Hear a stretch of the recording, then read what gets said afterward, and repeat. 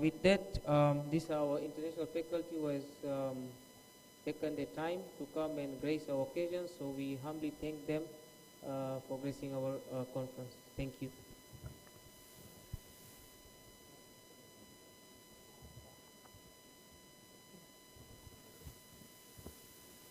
So I've been told that we are almost ready and set. So for the next session, my colleague, Dr. Molid, who is a doctor by profession, but he saves us by his laws. So he's a lawyer also. So he's a doctor and a lawyer, an advocate at the Jakaya Kikwete Cardiac Institute, and he takes care of our all legal affairs. So I'll hand over the mic for protocol to Dr. Molid. Dr. Molid, karibu sana. Thank you very much, Dr. Kuzema. Thank you so much. Good morning, everyone. Our Deputy Minister of Health is due to be in this hall within shortest possible time. He's around. So when he gets inside, I will request from you, all of us, to stand up, and then we will sit after he's seated. Thank you. I think everyone has got this timetable. So right after completion of the this opening ceremony, then we will resume to our timetable, and everything will go according to our program, which I think everyone is having right now. Thank you.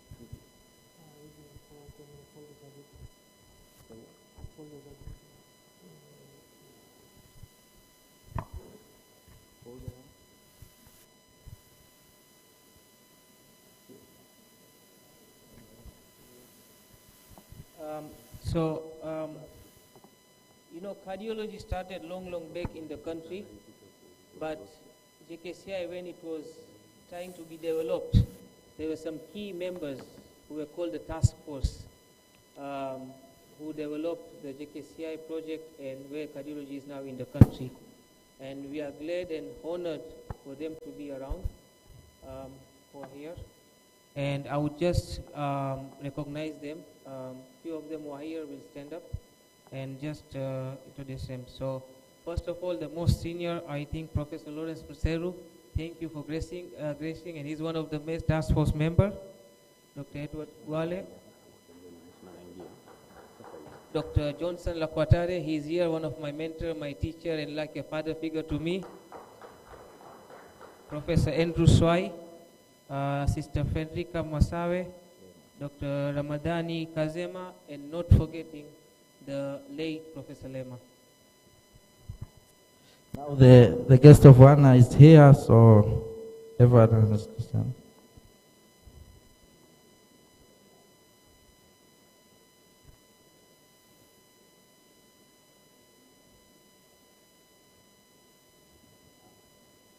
Karibu Mheshimiwa, karibu. Karibu sana.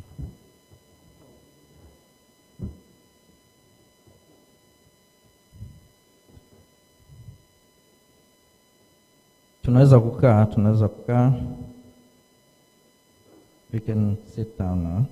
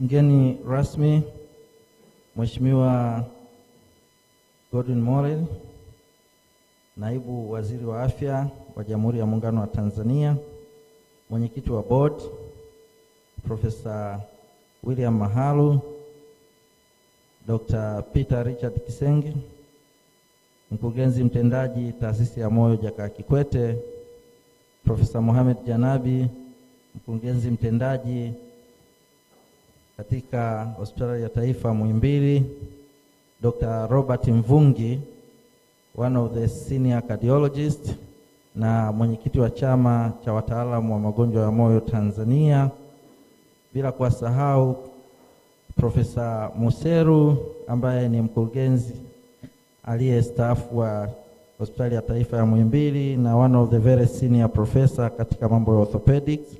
Pia tunaye Dr. Johnson Rwakatare, one of the very senior cardiologist na miongoni mwa wale aliokuwa katibu wa task force wakati huu mchakato wa taasisi ya moyo unaanzishwa.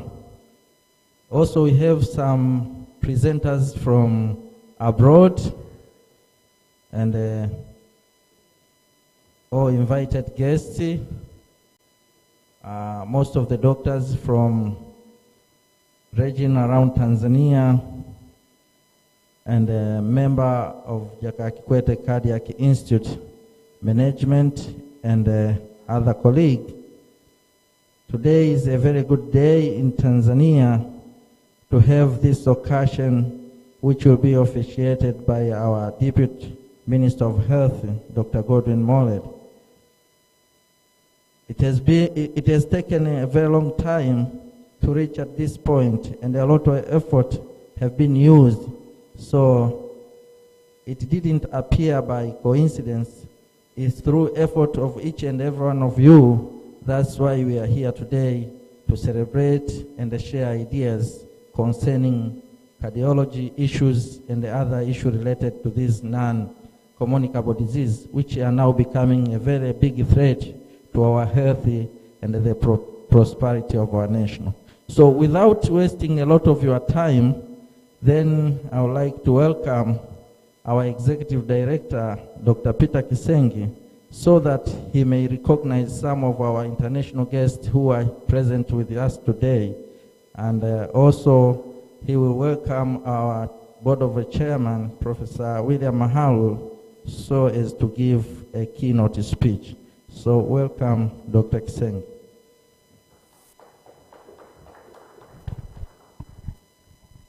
Honorable Minister, Deputy Minister of Health, Dr.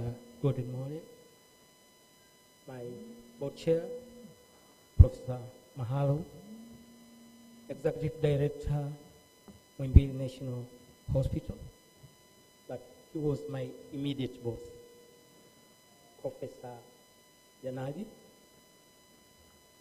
chairperson of the Tanzania Cardiac Society, Dr. Mvungi, my colleague. Ladies and gentlemen, I want to teach Swahili for Dr. Ahmed. So I'll greet in the name of Republic of Tanzania. You just say, Kazi endele. Can you just say that? Kazi endele. So I'm greeting you, everybody, in the name of Republic of Tanzania. Just say, Kazi endele. Thank you very much. So let me take this opportunity to welcome everybody here to the inaugural STEM conference, the first STEM conference 2023, which is organized by Jakaya Kikwete and Cardiac Society for the first time. And this is a historical event in our institute, the first STEM conference here in Tanzania. We hope that when I was looking to the program is full of prominent doctors from, I'll just mention a few of them. We have Dr. Mohammed, if you're around, if you can stand. Dr. Mohammed from Sudan, all the way from Sudan. Karibu. Can you clap for Dr. Mohammed? We'll be having a Zoom meeting from Dr. Peter O'Brien from US. If you can clap for Dr. Peter Brand. We have Dr. Jelen, intervention cardiologist from Kenya. Actually, he contributed a lot to teach me to do PCI. PCI is percutaneous coronary intervention. So Dr. Jelen, he was among my guidance. We have also Dr. A. Razi, if you're around, Mr. Razi. It's not around, but he will also present. He's from Egypt. He will also present from the Zoom meeting. We have Professor Ara Carrillo, professor from Argentina. He will come, but he's around. He will also present. We have Dr. Mazain, also from US. He will also talk by Zoom. We have Dr. Kundara from Madras. Yes. Thank you very much. He's coming from India. And then we have Dr. Venan. Dr. Venan is not around, but he's around. He's coming from US. So you can just see we have prominent doctor that will be presenting this conference. We have also local faculty, just to recognize a few of them. We have Dr. Kuzema, a young, energetic intervention cardiologist, if you can stand. We have Dr. Tatizo Wane. Tatizo Wane was also there, yes, he's there. And we have Dr. Shems, just to mention a few. These are the few. We have Dr. Meda from Dodoma, all the way from Dodoma. Dr. Muta, and Executive Director of Imelda, Dr. Mwandolela, Heri Mwandolela. Yes. Let me also recognize our task force member, Dr. Angwale, who was the chairperson for the PACE task force. If you see all these milestones of Jakaya Kikwete, it's because of them. Dr. Angwale is not around. If you can clap hands for Dr. Angwale, please. We have Dr. Lwakatare, who was the secretary, and is also my teacher. Yes. We have executive director of a previous executive director of Moyo National Hospital, but he was a task force, Professor Musero. Karibu sana. Karibu sana. We have also the son of the professor, the late Professor Lema. If you are around, thank you very much. So we recognize the effort made by the late Professor Lema. We have Mrs. Masale,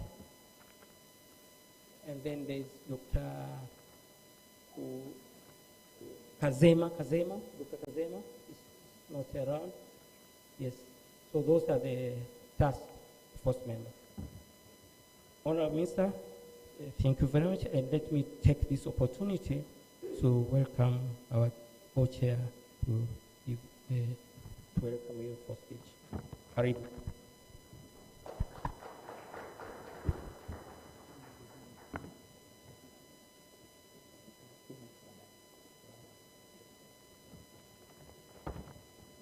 Mheshimiwa Naibu Waziri Wizara ya Afya, Dr. Moyo mbunge,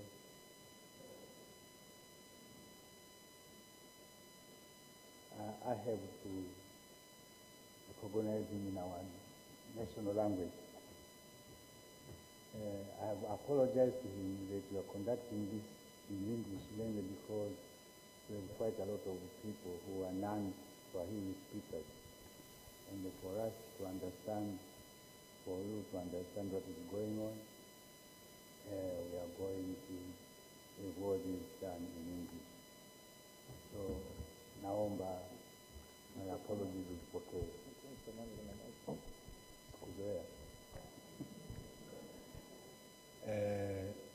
Naomba, I thought I'm going to proceed in English. may I recognize, if I mention them name by name, I'll be here probably until late in the afternoon. All my colleagues, friends, and all those who have actually made this meeting take off. I'm impressed when I see the title, this is the first. Where there is the first, usually there is the second, third, fourth, and many more. So I'm hoping that this is what we are talking about. I won't really take your time because I have my other time to speak. All what I'll do is invite the Honorable Member of Parliament and Minister, Deputy Minister of Health, to come and give us an opening speech and actually open this and grace this conference with your blessings. Thank you very much. Asante sana.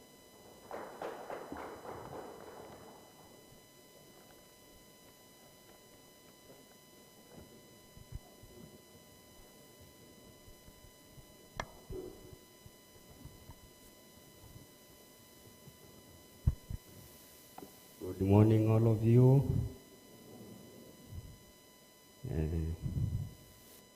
Napata raha ninapokuwa niko mbele yenu, wengine walimu wangu, wengine kaka zangu, wengine ni mameti darasani. Naona watatu hapa, lakini namkumbuka Mwandolela Kibaha alikuwa halali.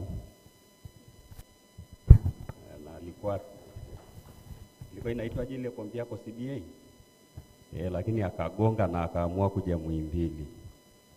Kwa hiyo nasikia raha sana ndugu zangu. Kwa sababu niruhusuni leo niende kusoma nilichoambiwa nisome kama ambavyo nimeambiwa nisome. Si ndio jamani? Kwa hiyo mniruhusu nifanye hivyo ili tuweze kwenda vizuri. I'm told here we have permanent secretaries. We have them here. No, a deputy permanent secretary. Hope they'll be coming. A chief medical officer. I expect her to be here. CEOs, directors, distinguished guests. Good morning, all of you. First and foremost, I would like to thank the Almighty God for blessing all of us as we are attending this special day, which has opened a new chapter in our understanding of managing NCD, especially cardiovascular disease. We are health and energetic, attending the first STEM conference hosted by Jakaya Kikwete Cardiac Institute on this day and the first of its kind in Tanzania. Congratulations, all of you. Cardiovascular disease are the leading cause of death globally. More people die annually from cardiovascular disease than from any other cause. An estimated of 17.7 million died from cardiovascular disease in 2015, representing 31% of all global deaths. Of these deaths, an estimated 7.4 million were due to coronary heart disease, which is the main focus of this meeting, and 6.7 million were due to stroke. In the Tanzanian Standard Treatment Guideline, STG 2021, on cardiovascular disease has written down the appropriate management line for STEM. However, the emphasis on the timely management of these patients has yet to be highlighted. Therefore, Heart Team Africa for 2023 aim to launch an awareness campaign. Time is muscles to strengthen early detection and the patient's referral system to appropriate specialized cardiovascular hospital for early treatment. It is my sincere hope that this meeting will help impart knowledge in the early recognition and treatment of cardiovascular disease, as well as managing cardiovascular care in particular. Capacity building to the remote health facility of the mainland and Zanzibar. Nategemea hii mnaifanya vizuri, si ndio? Lakini kwenye eneo hili mtaniruhusu nichanganye niongee na ya kwangu ili nisije nikasahau, si ndio? Nitawaomba tumelaunch pale wizarani Rais Samia initiative, kama ambavyo wizara zingine zimekuwa na specific shughuli kwa ajili ya rais kuwafikia watu kwa karibu. Tunawaomba, mnafanya outreach nyingi sana. Tunaomba tukitoka hapa wote tuinitiate, tuone namna gani na sisi tunachangia kwenye eneo hilo ili tuweze kufika kwenye hospitali zetu za mikoa, ikiwezekana tufike kwenye hospitali za wilaya kwa kutumia initiative ya Mheshimiwa Rais. Sawa jamani? Mnaniunga mkono kwa hilo? Ili tujenge uwezo kule chini.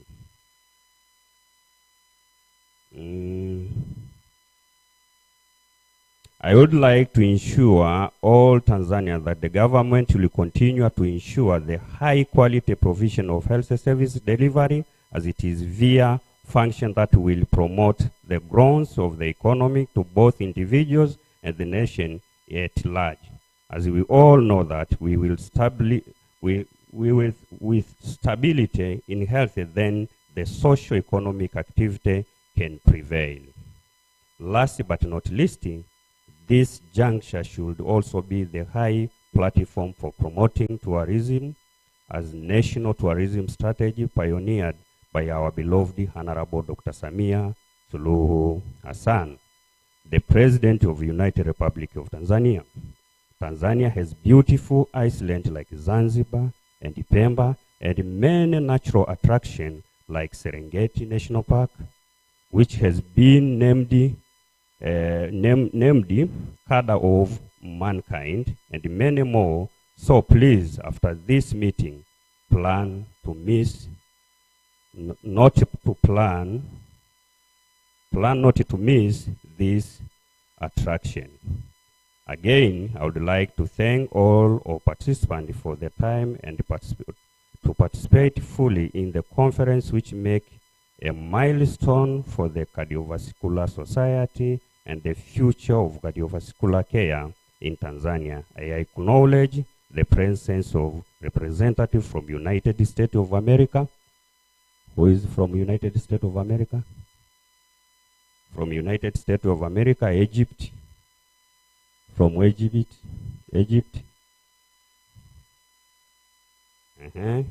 Sudan. South Sudan. Karibu jamaa wangu. Hebu asimame tumpigie makofi. Stand up please my friends. Just stand up. We just want to clap for you. Welcome my brother. Welcome. Thank you. Kenya.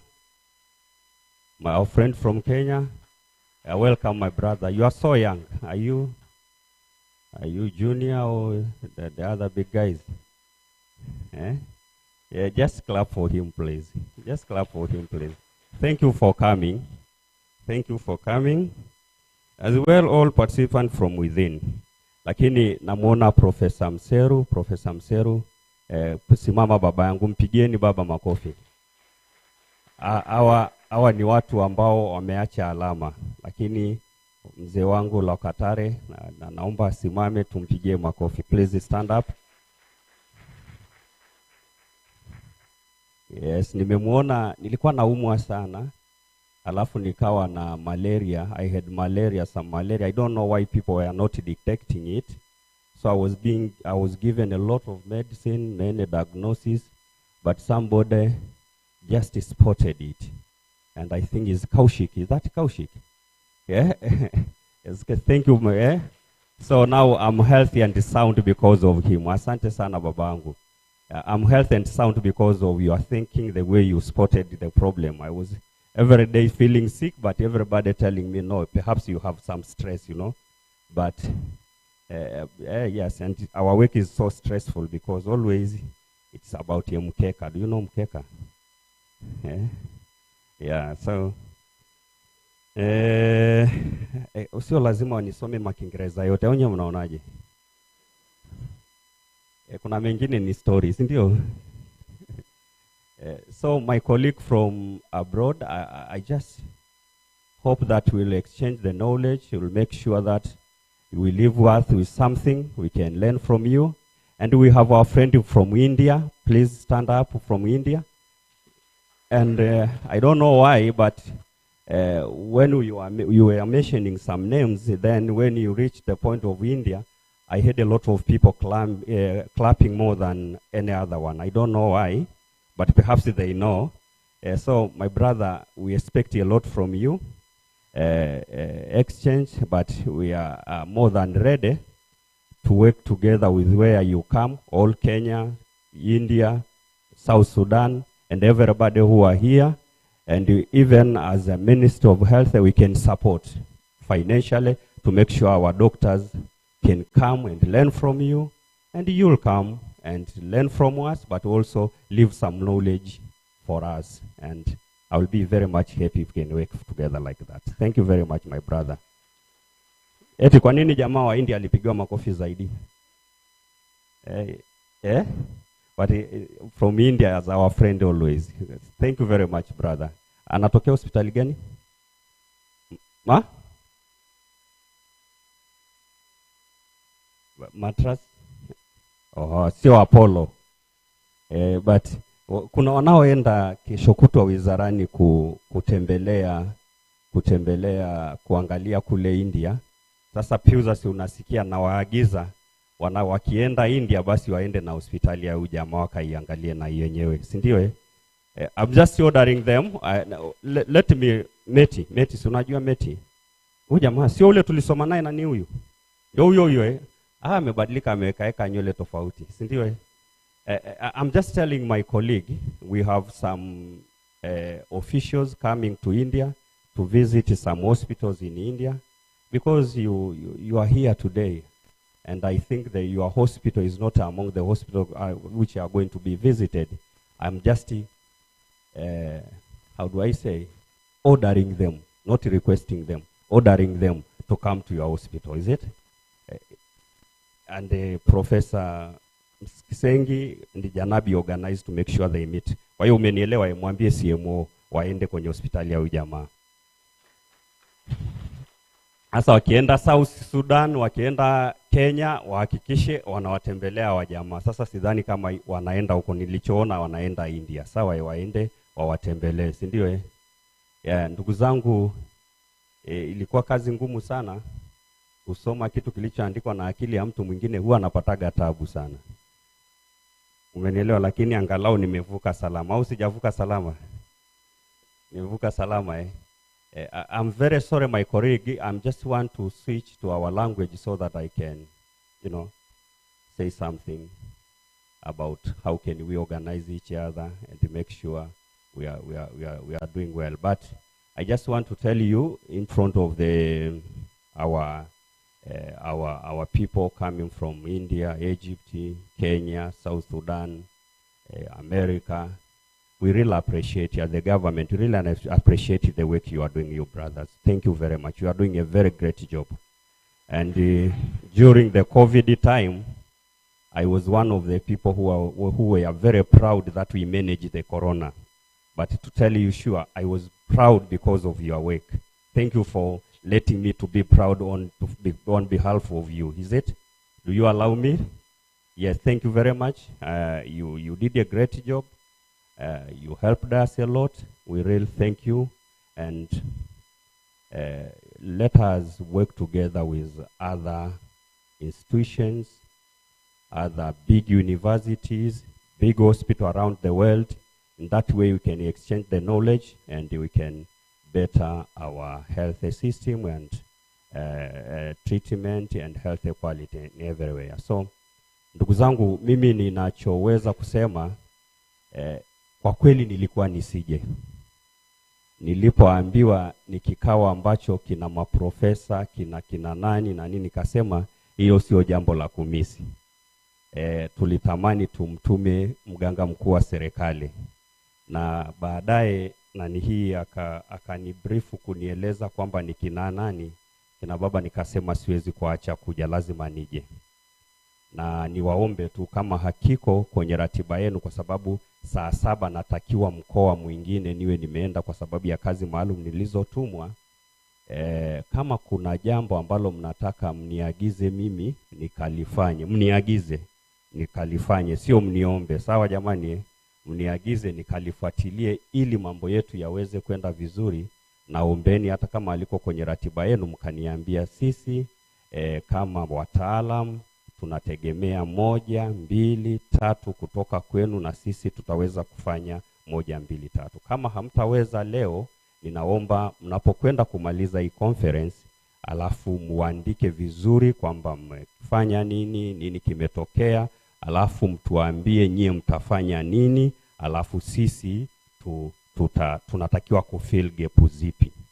Tunatakiwa kufill gap zipi. Mnatuandikia financially, administratively, whatever, lakini nategemea kwenye mkutano huu mvua itanyesha.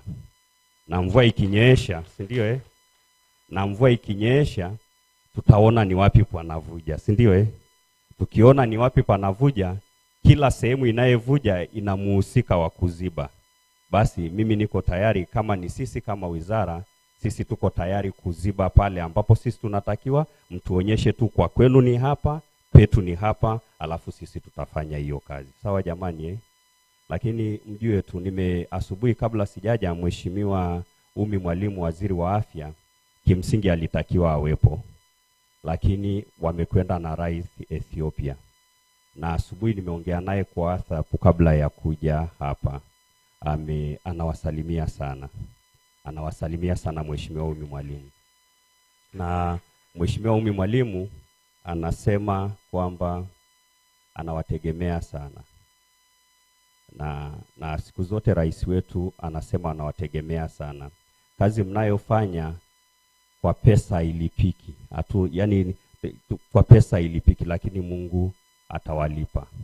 Lakini nendeni mturuhusu, mtusaidie kwa pamoja kufanya vizuri, na sisi tutawekeza kwenye infrastructure, lakini mtusaidie kusapoti agenda ya bima ya afya kwa wote. Tukisapoti agenda ya bima ya afya kwa wote, automatically unaweza ukapunguza sana fedha nyingi ambazo tunazipeleka sasa hivi kujenga infrastructure, kununua ikumbi na mambo mengine, ukajikuta hospitali zetu zinaweza kujiendesha zenyewe automatically. Hizo fedha ambao sasa tunadishi kwa ajili ya kuendesha hospitali zetu, kufanya mambo mengine, tukarudisha kuboresha maslahi ya watumishi. Sijui kama naeleweka hiyo equation.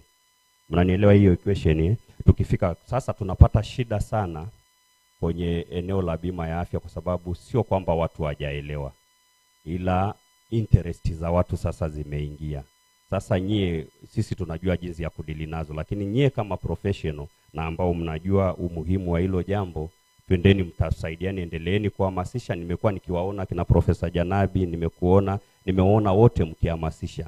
Tusikate tamaa, tuendelee kuelimisha watu. Janabi alikuwa ananionyesha hapa, kwa miezi sijui 3 tayari tumefanya exemption ya zaidi milioni 648. Milioni 648 ngoja.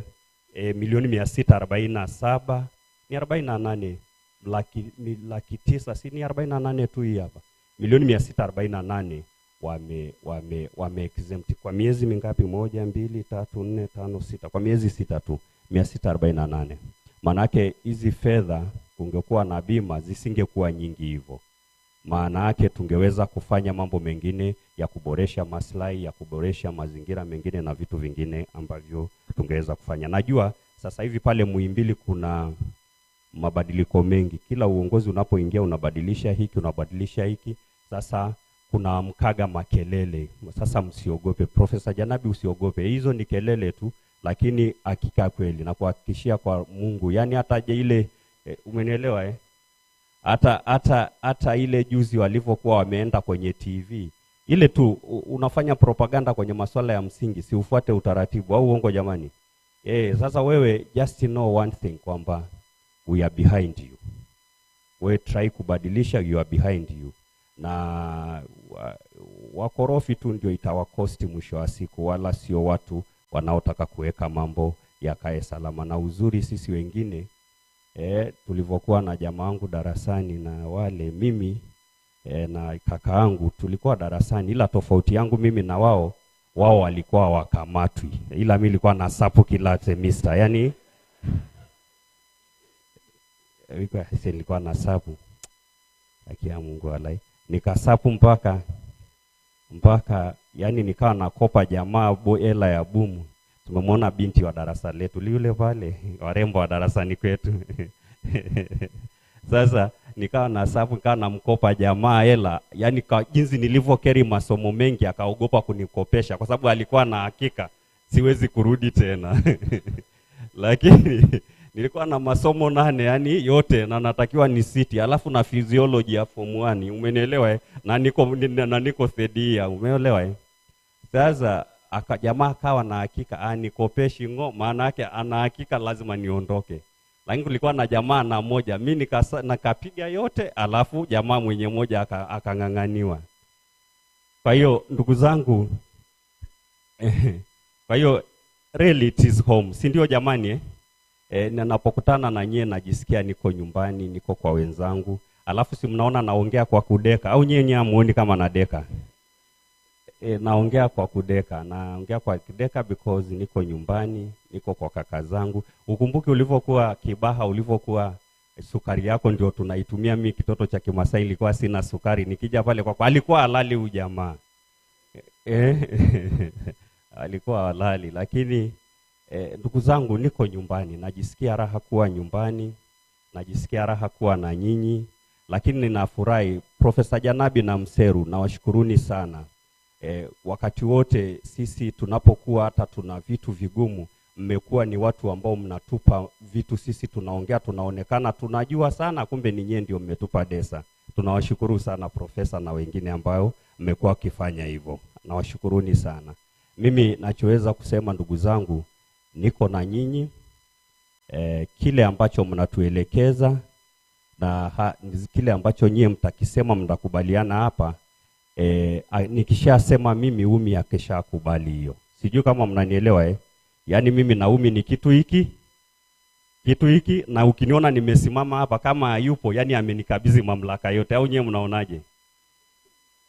Kwa hiyo mimi nimeshawaambia hivyo, yani chochote leteni, iwe ni pesa, inawezekana tusipate kwa siku moja, lakini kidogo kidogo zitapatikana. Na rais wetu mnajua, si mnaona jamani jinsi anavyodishi hela nyingi kwenye afya, si ndio Na nataka kuambia ile private wing ya bilioni 657 itatafutwa tu hela. Na tunakushukuru baba. Hebu baba simama. Tunamshukuru baba kwa kuja na idea hiyo, Profesa Mseru. Tunakushukuru sana Profesa Mseru.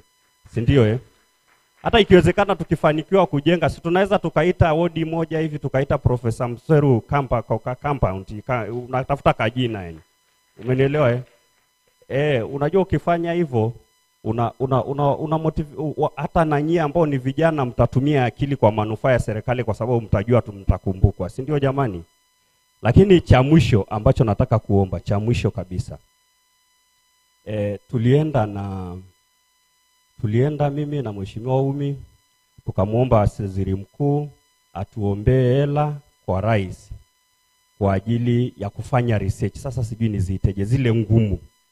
Unajua zile research ngumu ambazo unaangalia, yani unaangalia kama ni virus, unaangalia genome yake, afu unaanza kucheza na genome ya virus, si ndio Kama ni bakteria unapasua na mavirus, alafu unakuja na ugunduzi. Tukaenda kumuomba waziri mkuu, akampigia rais. Alivyompigia rais akakubali, akatupa bilioni 6.1. Alivyotupa bilioni 6, mnanielewa eh? Alivyotupa bilioni 6.1, tukasema ziende. Haki ya Mungu walai. Zimefika huko, tukawa tunajua kuna watu wanajitahidi kutengeneza chanjo yetu pale Morogoro, chanjo, si ndio eh? Wanapambana, wanajaribu kuigia chanjo ya zingine kuona namna kama wanaweza wakaja. Unaelewa eh? Ambao nitegemea na wengine wangeweza kuhangaika waje na vidonge vya kwetu, si ndio eh? Waanze wengine wahangaike waje na staili mbalimbali za vitu. Lakini kilichotushangaza, zile hela tunakuja kushtuka maprofesa wamepeleka kwenye zile research za madodoso. Haki ya Mungu walai. Si unajua zile research zile ambazo unaenda kumuuliza mtu, mko wangapi? Mmekula wangapi? Jana ulikula ugali na ugali na nini na mboga. Alafu anakuja kuambia watu wengi wanakulaga mboga na ugali. Yaani ndio research.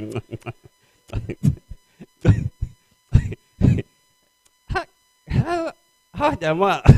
Sasa nikaleta noma. Sasa nilivyoleta noma, umenielewa? Si unajua kuleta noma kuliamsha eh?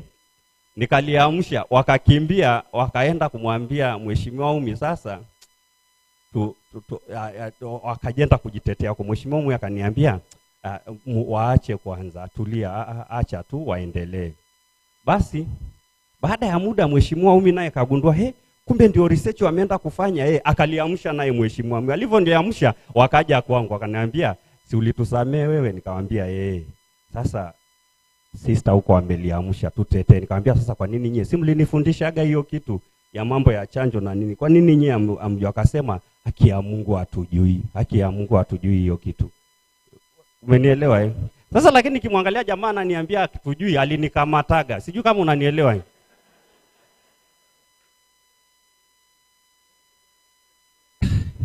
Hili jamaa, mbona alinikamata sasa kwa hili somo? Sasa ulinikamataga kumbe na wewe hujui.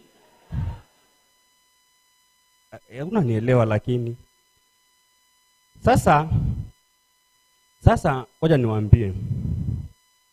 Leo power ya nchi sio resources. Yaani power ya nchi sio resources.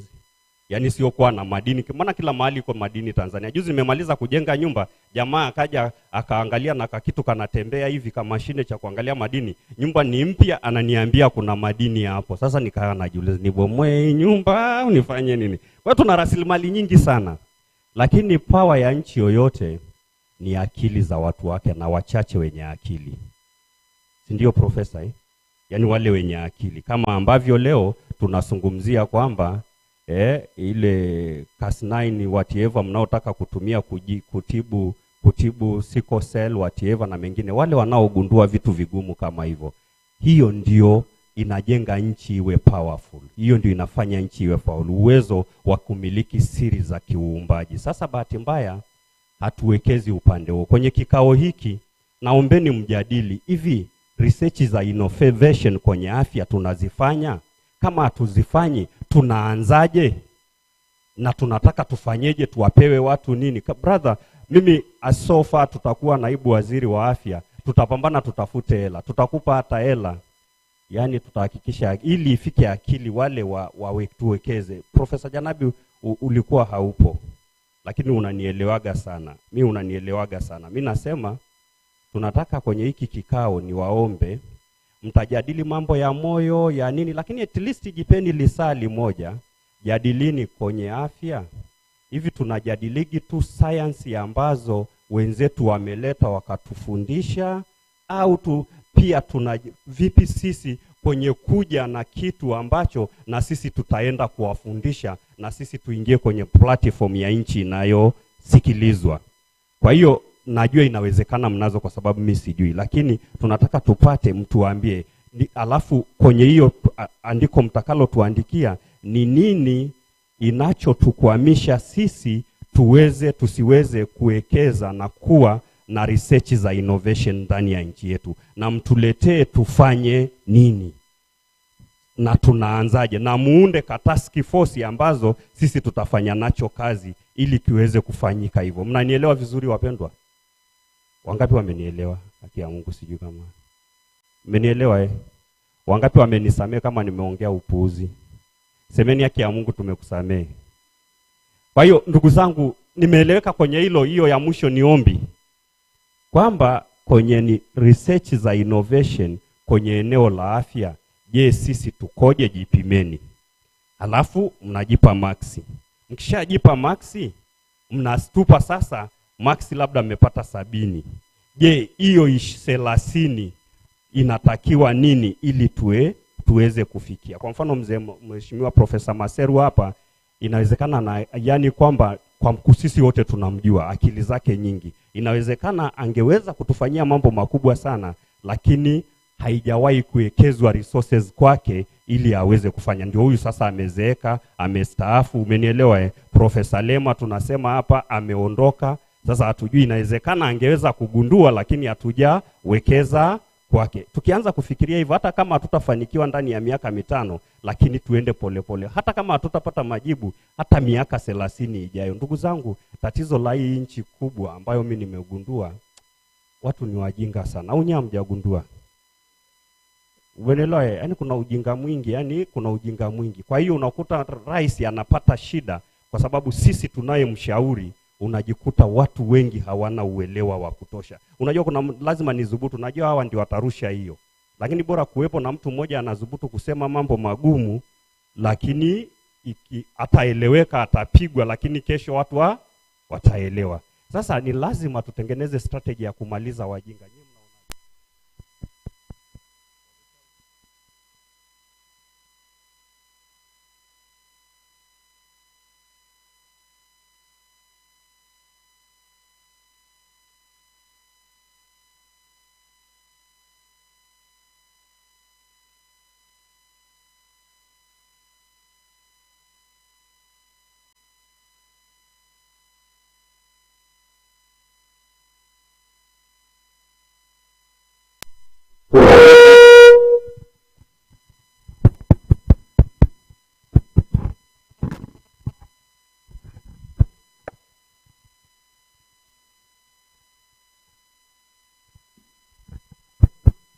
Tuko wapi? Tuna gepu wapi?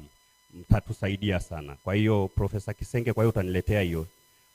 Profesa Janabi si mtaniletea, na Profesa Kisenge kuna baba tanipa ili tujue. Ndugu zangu, huwa walitegemea nikija nasoma hii karatasi, nikimaliza naenda kukaa. Sasa nisameheni bana, nimeanza kuongea na ya kwangu ambayo hayana msingi, ila kuna pumba mnaweza kuokota. Au nyewe mnaonaje? Kwa hiyo tuokote hiyo. Lakini mjue tu kitu kimoja, Mheshimiwa Umi Mwalimu anawategemea sana, anawasalimia sana.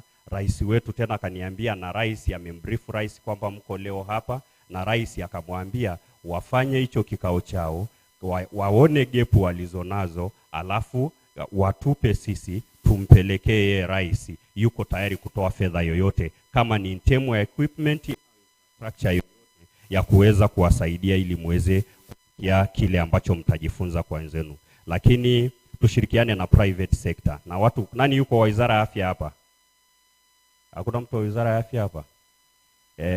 Lakini utanisaidia Profesa, mtu anisaidie kupeleka ujumbe. Kuna watu wanakandamiza private sector. Huyu jamaa alijenga hospitali yake moja nzuri sana kuliko za serikali tulizonazo, lakini watu wakawa wanamvuruga. Private tuna issue ya PPP, si ndio? Private public partnership. Ni lazima tujali hiyo kitu sana, na ndio maana rais amemteua mtu ambaye atasimamia eneo hilo. Tunatakiwa tukiboresha private sector, tukaona kitu kimoja na private sector, tukaenda vizuri. Asanteni sana, Mungu awabariki. Asanteni sana ndugu zangu. Asanteni sana. Nawapenda sana. Asanteni sana.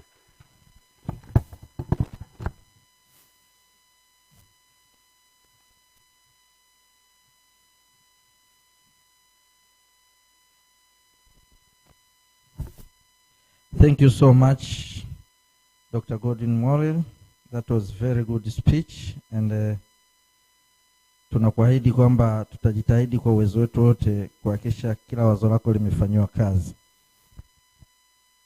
Lakini bila kukupotezea muda, maana najua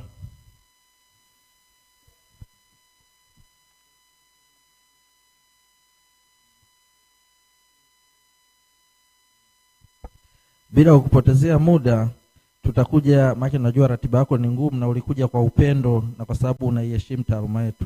Sasa tunamwomba kwanza, tulikuwa tumeandaa zawadi kwa ajili ya wewe uliokuja huku. Kwa hiyo tunamwomba mwenyekiti wetu wa board Professor William Mahalu akukabidhi, na baada ya hapo tutakuomba pia utoe zawadi kwa watu wengine ambao nao katika mkutano huu wanatakiwa kupewa zawadi. Karibu Profesa, karibu.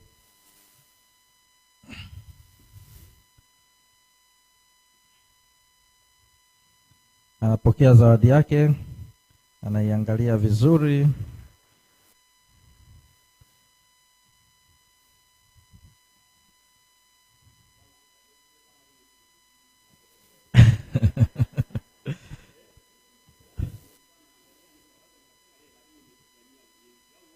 Kabisa. Kwa hiyo tunakushukuru na tunakupongeza kwa zawadi hiyo, na bila kupoteza muda tuombe kamati ya zawadi wakae vizuri ili waweze kutupatia hizo zawadi sasa. Na wa kwanza kupatiwa zawadi ni Mheshimiwa Rais aliyepita, Rais Kikwete, kwa sababu katika cha uongozi ipo taasisi ya Moyo induliwa na mambo mengi ya. Kwa hiyo tumeona wakati tukitumia nafasi yako kumpatia zawadi, aone kile alichowafanyia Watanzania kimetambuliwa. Kwa hiyo tunakuomba umpe zawadi. Atapokea Dr. Mlawa kwa niaba ya familia ya mheshimiwa. Tulimuomba lakini kwa bahati mbaya alikuwa na ratiba nyingine. Kwa hiyo tunakuomba Dr. Mlawa uje mbele upokee zawadi, kwa sababu familia imekuteua kwamba wewe unaweza ukaifikisha. Maki asija kapewa mtu ikaishia katikati hapo.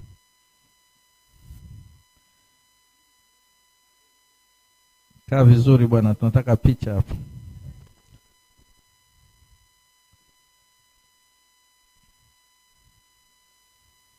Dr. Mlawa ni daktari wa siku nyingi, tulikuwa naye Jakaya Kikwete. Kama mnavyomuona afya yake bado nzuri kabisa. Kwa hiyo tumwangalie vizuri, tumuulize siri ya maisha yake bwana. Tunakushukuru Mheshimiwa Waziri. Baada ya kumpatia Mheshimiwa Rais, sasa tunataka uwapatie hao wajumbe wa task force ya kwanza ambao kwa kweli walifanya kazi kubwa sana. Na tutaanza na Dr. Professor Museru, atakuja achukue zawadi yake. Karibu Professor Museru. Professor Museru ni Professor Orthopedic Surgeon, lakini kama mtu asiye mbinafsi alisimamia sana kuanzishwa kwa taasisi ya Moyo. Hayo mambo kwa Watanzania ni machache sana. Ukishakuwa profesa wa Kiswahili wewe usifiki Kiingereza. Wewe ni Kiswahili tu. Kwa hiyo tunakusifu sana. Tunashukuru sana profesa kwa kujitoa. Atakayefuata ni Dr. Johnson Rwakatare.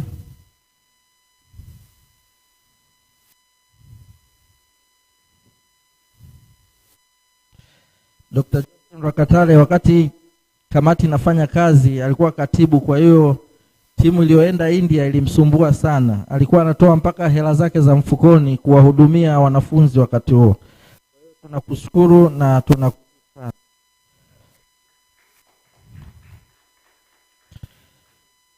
Kabisa alitoa hela zake, wanafunzi walikuwa wakiwa na shida anatoa hela zake ili matatizo yapungue. Na alikuwa anapigiwa simu nyingi sana wakati watu wako India kuja huku, na hakuna ambao hakupokea wala hakufanyia kazi. Tunakushukuru sana. Na baada ya Dr. Johnson Rwakatare, tunayo furaha lakini na masikitiko kwa sababu namo alikuwemo Professor Bernard Lema. Alikuwa ni mtu muhimu sana katika hiyo task force wakati akiwa cardiothoracic surgeon. Sasa kwa bahati mbaya ametangulia mbele ya haki. Naomba tuchukue hata sekunde 30 hivi tukae kimya tumuombee, na mwisho tumuombe mtoto wake Utore aje achukue za sekunde 30. Simame.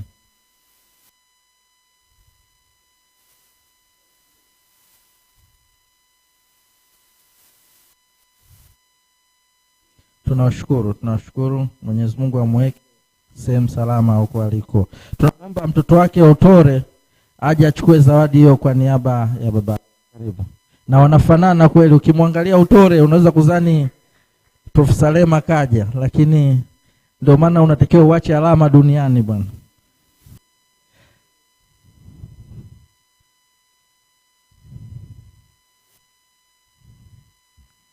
Sikuwa najua kama Otore naye kidevu kimeanza kuwa cheupe, lakini ndio mwaka inaenda hivyo. Sasa tunamkaribisha pia tena Dr. Lokatare ambaye alikuwa katibu wa kamati aweze kuchukua zawadi za wale wajumbe ambao hawapo, mmoja wao akiwa Dr. Rashid ambaye naye alikuwa mjumbe wa kamati, lakini zawadi ya pili ni ya Dr.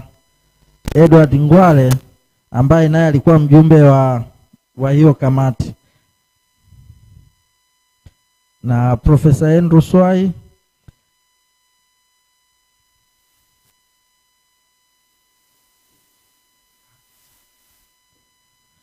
Baada ya hizo zawadi kuna hawa presenter wetu wa kimataifa nao watapata zawadi, lakini kabla ya kuwapa hao tunaomba umpatie zawadi mtu ambaye kwa kweli baada ya taasisi kuanzishwa alikabidhiwa hicho kijiti naye akapambana nacho. Unajua ukiwa mtu mpya kuna matatizo mengi, lakini Profesa Janabi alivyopewa Jakaya kwa kweli hatukujuta.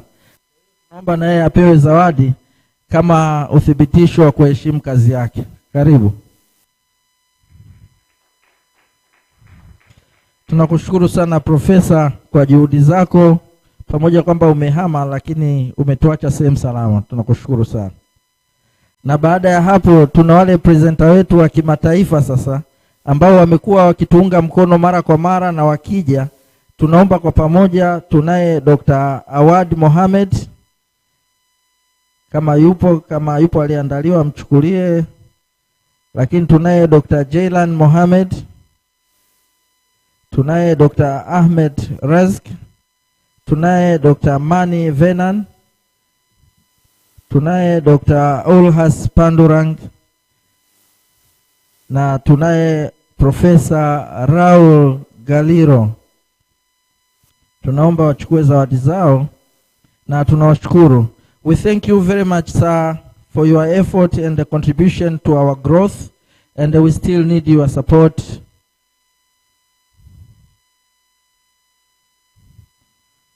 We hope this is the beginning of the it's not the beginning of the last, it's the beginning of the first. Kwa hiyo tunashukuru kwamba tutakuwa na nyie. Baada ya hizo zawadi, Mheshimiwa Waziri, tunakuomba ukae na tumuombe mtu aliyeandaa keynote speech atoe, na tutawaomba viongozi kwa ujumla wao wahamie kule kwa sababu tutakuwa na presentation ya keynote speech.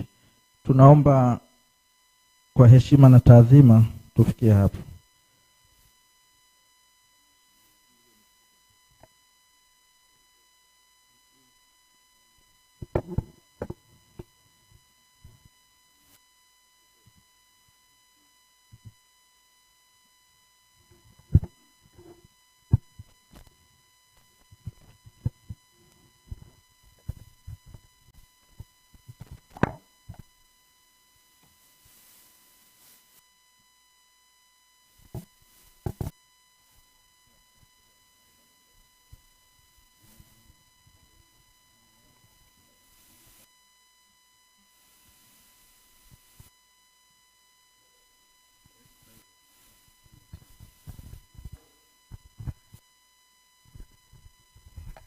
Mheshimiwa Naibu Waziri Wizara ya Afya,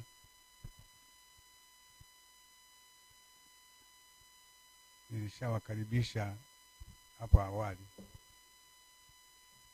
Ulipoanza kuongea, halafu uliponiambia ulisapu, sikuelewa.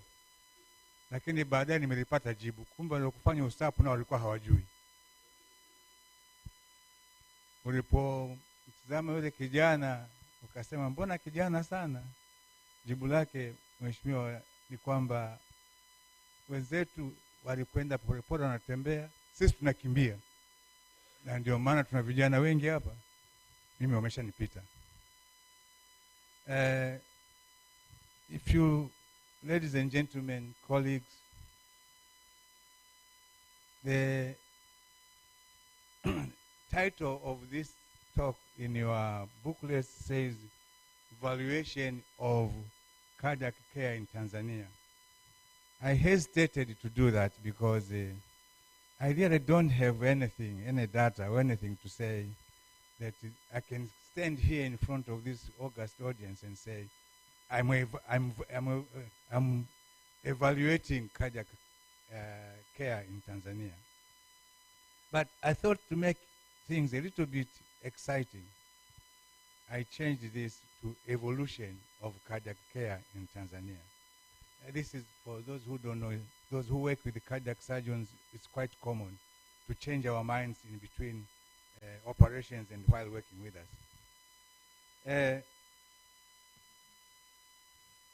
And that is me, William Mahalu, etc., etc., etc.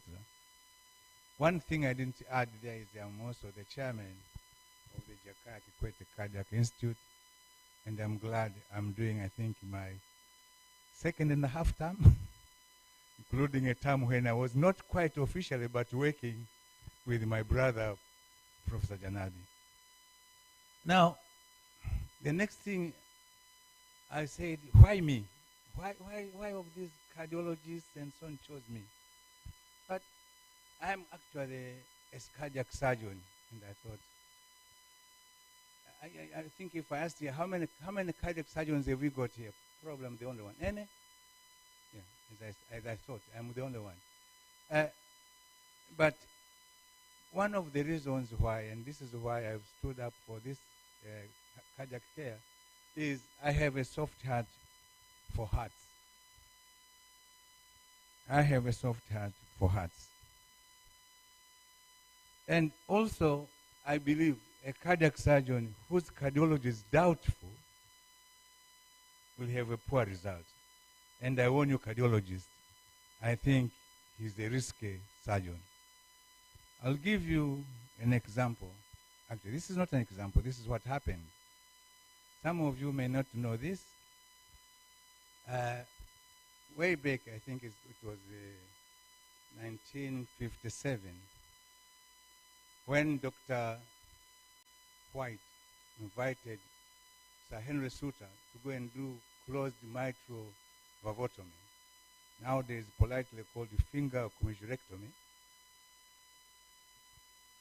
He told the surgeon, Sir Henry Suter, just to go and split this valve, and this stenosis will be cured. And true enough, after a lot of practicing here and there,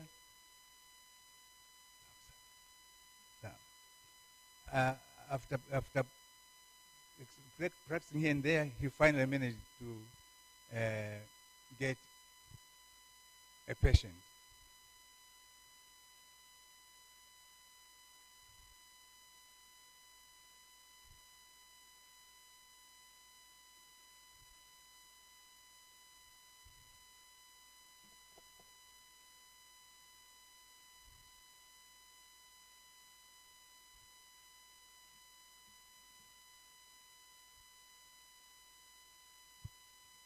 And when he got this patient, being a proper surgeon, he went there, amputated the appendage, put his finger in the right atrium. As you put the finger in there, actually, his finger was hit by blood coming back to the atrium. This was not a stenosis. It was actually a regurgitation. And typical of our people from that continent, cursed and blamed and complained. And during that blame and complaint, he tore some few corded tendon, made the regurgitation worse. Of course, he lost the patient. And this I'm trying to stress that actually these cardiac surgeons should have at least some knowledge of their cardiology. And I always claim, I know a little bit, at least I have first aid cardiology to help me during my performances. But I also love to learn and will not miss a learning opportunity. And this to me is actually a learning opportunity. That's why I am here. I also love to pass on any experiences to others. And hence, I have been, excuse me, hanging on at Jakaya Kikwete Cardiac Institute for all this time. During my early medical training, I apologize for mentioning the years, cardiology was congenital heart diseases. And this was diagnosis and supportive treatment, and rheumatic heart disease. This was, again, fairly stressed, but diagnosis by history and physical examination. Occasionally, there would be an ECG. No echoes, none of these fancy, I would say nowadays, investigations that we do.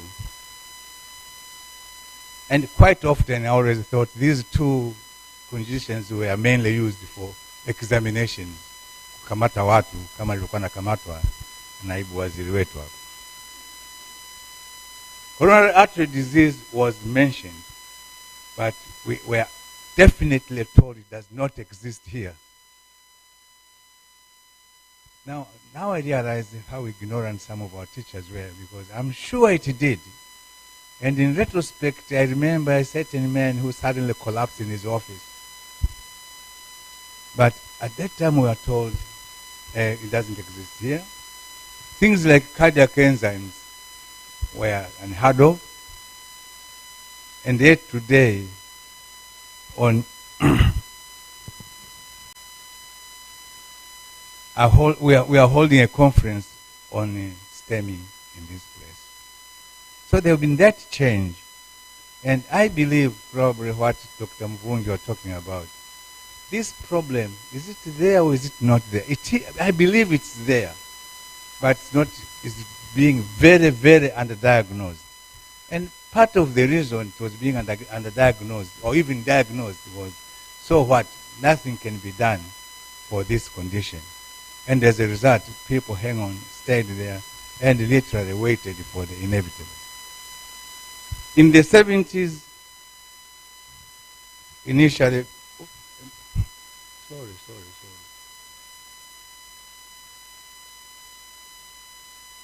In the 70s, initially few lucky ones were referred to St. Thomas's Hospital for cardiological and cardiovascular. And here I would really like to mention one of my mentors, and I still believe is the father of cardiology in this country, Professor William McKenney, who had trained at St. Thomas's, and that's why these patients were actually referred there. At this time, also the first president of Tanzania, the late Julius Kambarage Nyerere,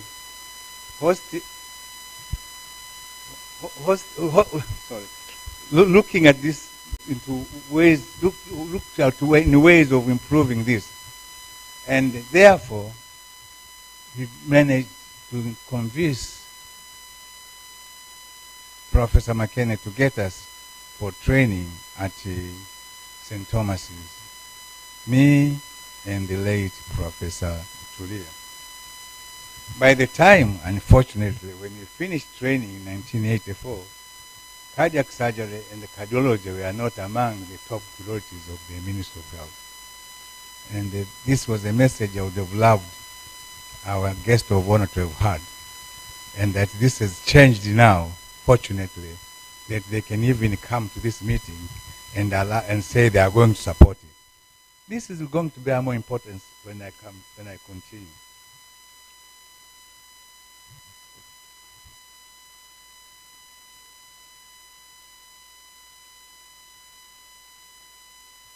But 20 years later,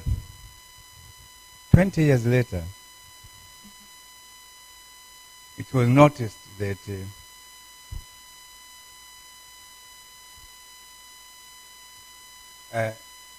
referrals to India, this was the other reason I wanted to tell the minister that it's no wonder they clapped hard for India, because I think if I ask most of our cardiologists who are here, quite a lot of them trained at in India, and I must admit, I had a visit at Madras Medical center, and I then found out what was going on there, and they managed to carry some of their very, very good habits in the clinical practice.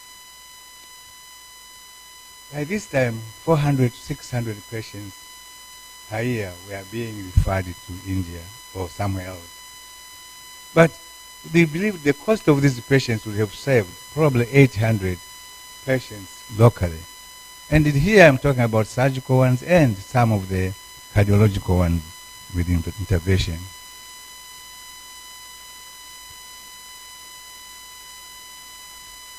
And this would have saved a lot of air tickets. But what everybody forgets when you refer a patient outside is that cultural shock of this patient of yours getting to India, to England, to Canada, to America, because he suddenly finds himself in a very different environment. I always say, when I visited Madras, I found some of the Tanzanians there were complaining about the food, because this was not their food. They felt like not eating. So all this actually can be solved by having these services carried out locally here.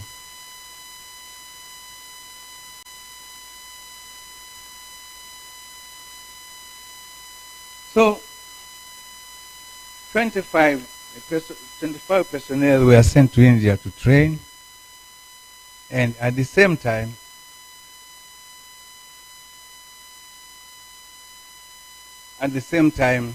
a task force was made to see how best they could do this cardiac surgery.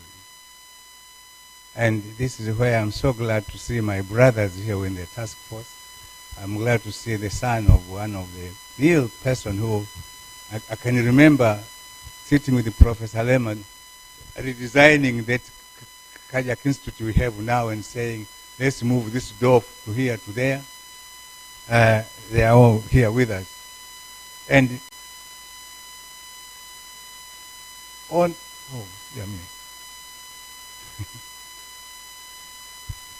the 21st of May, the first pump case was done.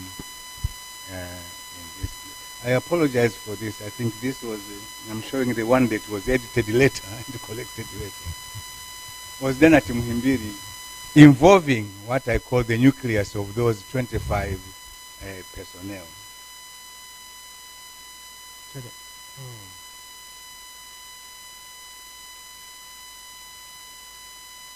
At this time, cardiology and the cardiac surgery were units in the Department of Surgery and internal medicine, respectively, at the National Hospital. And this is the time we thought, well, we are going on, but it looks like for really us to get in proper and develop these services, an autonomous institute was the answer.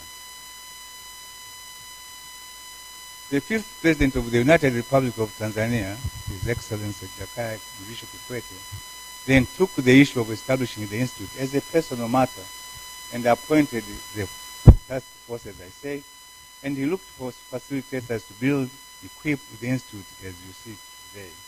It's quite appropriate that this institute is actually named after him. In 2013, the institute started activities with the best cardiological and cardiovascular services, and I was very glad at this time the surgical teams, the anesthetists, the cardiologists worked as a wonderful team that would sit together and work as a team. And I'm glad to say this has continued. And in 2016, a board of trustees was appointed after the charter of establishing the institute was signed, and I'm glad to say I was appointed chairman of that body. And the objectives were to reduce the referrals to abroad. And I'm glad to say now the referrals have been reduced to about 4%. We are still aiming to reducing them somewhere to near zero. I don't believe it will become zero because there will be something else that we can't still do here, which we still learn, we want to bring to import here, and some few patients will still be referred. How was this achieved? This was first by training of staff and exposing them to facilities abroad. As I said, there was the nucleus team, But also several other people went for training on short courses and long courses. But we also collaborated with other centers and international organizations. These imparted skills on us and also, fortunately, left quite a few consumables. The other thing that we really wanted to do was to make the institute a training center in cardiology, ignore the education, and the cardiovascular surgery. Fellowship with Muhimbili University of Health and Allied Sciences and the fellowship with the COSEXA are now established. And we have a number of fellows from the MUHAS. And I think the first graduate of COSEXA will be graduating next year. And these are open for students in the country and region and Africa as a whole. Research, fortunately, the Honorable Deputy Minister has mentioned it as well, but we have over 40 peer-reviewed papers that have been published by JKCI staff, and we are busy extending services to the rest of the country and beyond. I always say, actually, now that I would Dr. Mvundi is not here, so I can say this, that even the Aga Khan services actually are babies of the JKCI. I'm sure I will be right. So is now Benjamin Mkapa, and there is a few things happening at Bugando nowadays. Even the Bugando, the cardiological unit, is actually growing quite fast. And I think more and more centers are going to develop. And now that we have been ordered by the minister to extend our services, I'm sure this will happen.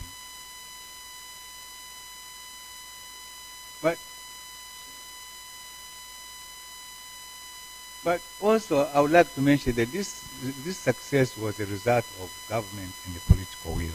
All this time, we were supported by all the presidents past, and right now we are still supported, as you just heard, by our current President, Her Excellency Dr. Samia Suluhu Hassan.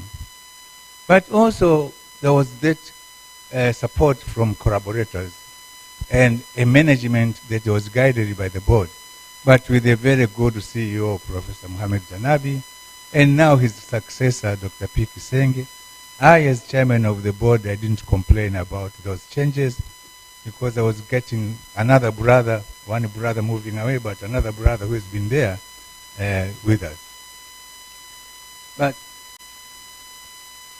also with a staff that was willing to work for the institute to develop professionalism supported by a staff-oriented management who were very keen to motivate patients, motivate staff, training the staff, and looking for every way to retain them in the service. To sustain these such institutes is a bit expensive because they are expensive. That's why the national health insurance comes in. But I think also with good marketing and the good medical tourism, which is now coming up, we might be able to sustain this and be able to facilitate this. And this, of course, also comes with good financial management. And here I would like to thank the JKCI management. Spending where income will actually generate more money. And here includes procurement facilities. Here includes financial controls. Here includes actually chasing your data so that you can provide the services. And of course, collaboration. Let's make use of this global village. And this conference here is an example.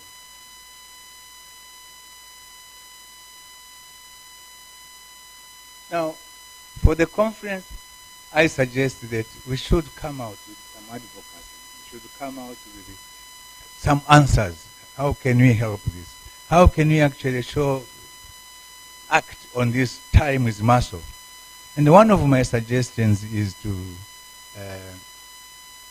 to take education to the lower levels of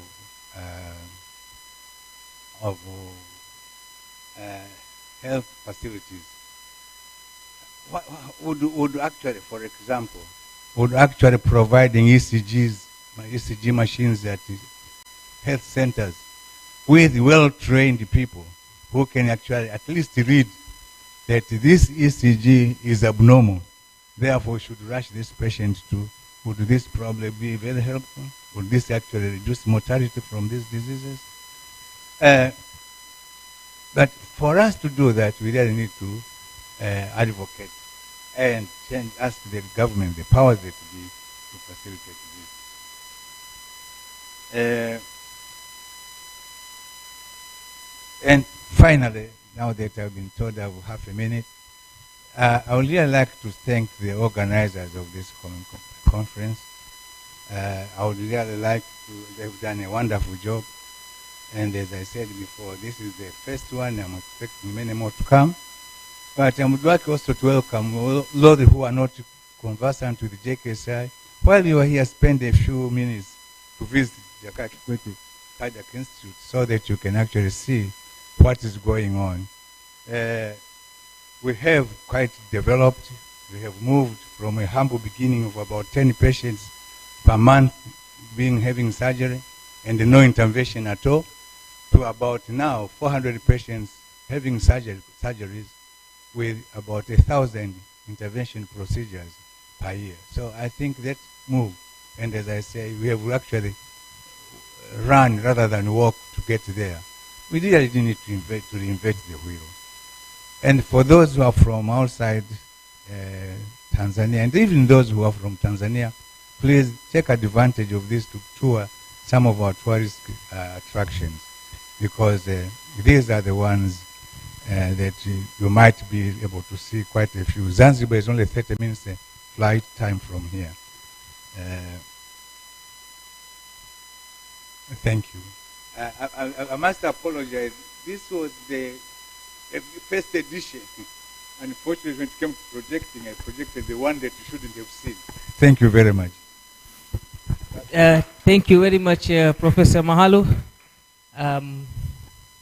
So we have come to end our first session.